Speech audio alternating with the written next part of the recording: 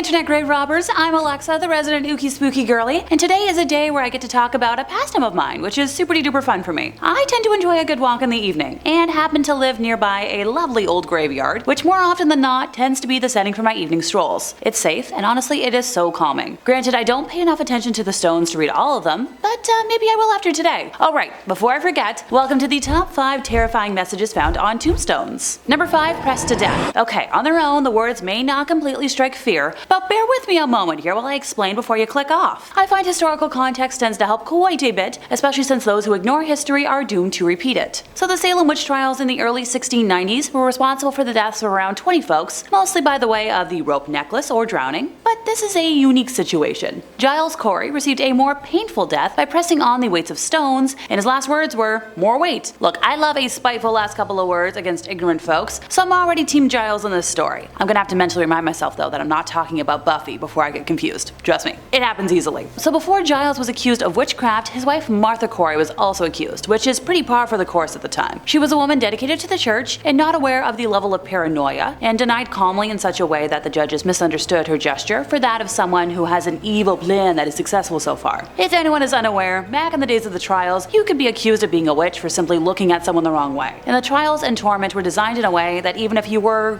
innocent, you were doomed. Trust me, but hey, if you don't, I'd recommend going back and watching some of the videos I've done on witch trials that get pretty in-depth to the actual trials and punishments. So Giles' execution was witnessed by all his neighbors as he was crushed with stones while they were trying to convince him to admit to practicing black magic and being devoted to the devil. And rather than confessing to something he had not done, Giles simply said, "More weight," to try and quicken his death. "More weight" is also one of his more famous quotes, and it showed his willing sacrifice, which demonstrated that Corey was, in fact, not likely to be guilty of witchcraft. Imagine if we labeled all tombstones with what, that person had passed away of. I'm aware that a good chunk of the stones out there practice this, but I think it would be really neat to see some weirder stones out there. Knowing me, I'm eventually gonna pass as something goofy. Either my ankles are gonna give out at a bad time, or my long-lasting rib dislocation is gonna do me in. What do you want on your tombstone though? Let me know in the comments. Number 4, Ouija Tombstone. If I haven't been clear enough about not using Ouija boards, it is the biggest no situation I can think of. Personally, this might be the most terrifying tombstone on today's list, in my opinion, but I'm aware that not everyone shares my opinion on the awful board, ergo why I didn't kick off today with this stone, even though I was super tempted to do so. So, who could this crazy tombstone belong to? A Mr. Elijah Jefferson Bond, who was an American lawyer and inventor, and he's best known for inventing the Ouija board. He was born on January 23rd of 1847 in Bel Air, Maryland, to Charlotte Howard and William B. Bond. In terms of education, he graduated from the University of Maryland School of Law and served in the Confederate States Army during the American Civil War, before working as a lawyer in Baltimore until around 1918. Although he invented and patented many items, including a steam boiler, he is best remembered for patenting what became known as the Ouija board. He filed for a United States patent on May 28th of 1890, and Charles W. Kennard and William H. A. Maupin were listed as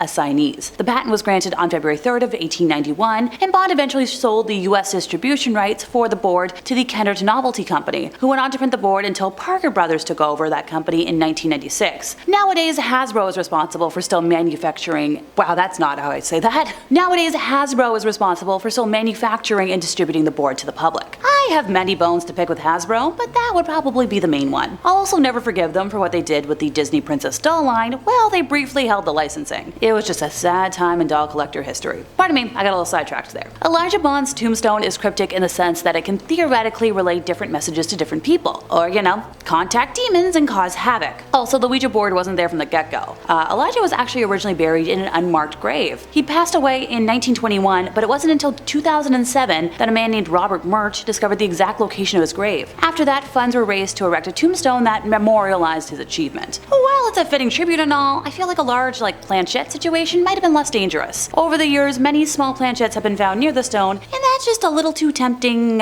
fate for my liking. Sure, I might have a habit of enjoying, Ouija imagery myself, but you'll never catch me wearing my board-inspired shirt or sweatpants with my planchette necklaces. Ditto for holding my planchette pillow while wearing the same board sweatpants. It's just a little darker than I like my dark arts. If you got that reference, enjoy a virtual cookie. Number 3, Fernand Arbelot. Okay, technically I'm cheating myself a little this time, since this is more of a case of terrifying imagery instead of a written horror. But a picture is worth 1,000 words or something along those lines, so I'm counting the scary scary visual. In life, he was allegedly an architect, musician, actor, and apparently a man of mystery since very little is known about him. So Arbelot was born in 1880 and a Parisian newspaper ran an obituary for him on November 19th of 1942. Again, very little information was given other than he was serving as a director in the Westminster Bank. He is remembered for his one desire in death, which was to forever gaze on the face of his wife. Legend states that his wish behind the tomb design was to gaze upon the beautiful face for all eternity. I guess that's a form of true love? Granted, I'm the wrong gal to ask about what a healthy relationship looks like, since I grew up with a raging narcissist for a mom, and currently, I'm a single Pringle with a scattered dating history. There are a few healthy relationships in my friend group that give me hope for my own future,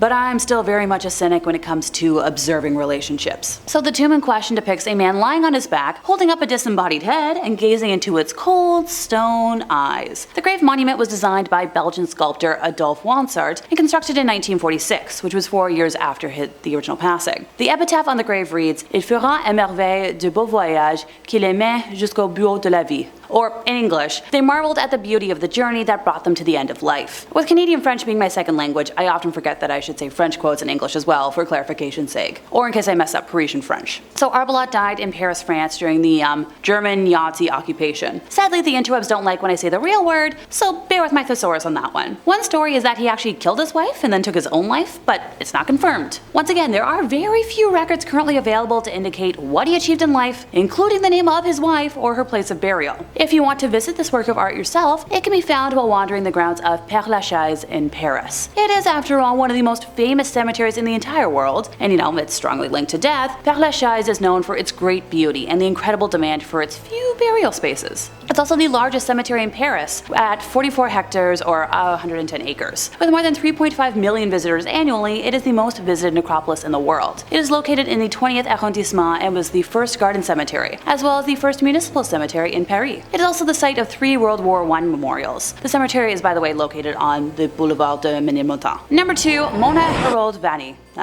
Parents. For most folks, they're people you can rely on, and honestly, I love that for you. But for folks like myself, who might have grown up with a narcissist or worse, my heart goes out to you, and this stone might give you some inspiration. So while mothers are supposed to leave a good memory of their unconditional love for their offspring, Mona left a memory so horrific that none of her 3 descendants attended the funeral and mutually agreed to create this scathing tombstone for their little loved parent. The inscription reads, "To our mother, Mona Herald Vanni, listing her date of birth as October 14th, 1912, and her passing as April 11th of 1996. You spent your life expressing animosity for nearly every person you encountered, including your children. Within hours of his death, you even managed to declare your husband of 57 years unsuited to being either a spouse or a father. Hopefully, you are now insulated from all the dissatisfaction you found in human relationships. Buddy, Jackie, and Mike." We do have a direct quote from Jackie, saying that the sentiments on her grave barely covers the brutal treatment the family members received. He got the worst as he looked and acted like his father, who he never saw when he was young, since the dad passed away in the Second World War. In comparison, the grave of their father, and Mona's second husband, reads, "To my father, Guido William Vanni, born on July 7th, 1912, and passing April 26, 1994. During your last few months, I wanted to sit with you and thank you for all you had done for me, apologize for the times I might have disappointed you, tell you I loved you, and say goodbye. I never found the courage to start that conversation. On the chance you can still hear me, thank you, I'm sorry, I love you, goodbye. Mike."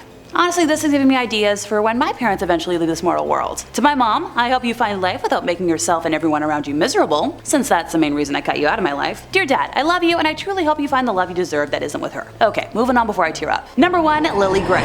In a quiet, unremarkable area in a Salt Lake City cemetery sits a gravestone bearing an epitaph so bizarre that for many years it has inspired rumors, speculation, curiosity, and fear in everyone who comes across its eerie message. Unlike other graves surrounding it, with common inscriptions such as, rest in peace, in loving memory, or whatever other generic wording, this particular tombstone reads, "Victim of the Beast 666. While her tribute says she died of natural causes, her tombstone denotes her as a victim of the beast. So this may allude to the fact that her husband, who this lovely lady married at the age of 72, was detained in the past for criminal activities. The nearby area also saw many of Aleister Crowley's adherents, so maybe he and his minions played into Gray's demise? Oh, for reference, Aleister Crowley was an English occultist, philosopher, ceremonial magician, poet, painter, novelist, novelist and mountaineer who founded the religion of Thelema, identifying himself as the prophet who could save everyone. And that brings us to the end of our time, and now I'm brainstorming what I want my tombstone legacy to be. I swear, if anyone puts sparkle-tastic on my stone, I will return post-mortem and haunt you to infinity. If you all enjoyed my ramblings today, could you help us out by giving this video a like, subscribing if you aren't already, hit the bell for more terrifying content from us here at Top 5 Scary Videos, and I'll see y'all next time, you lovely spooky people.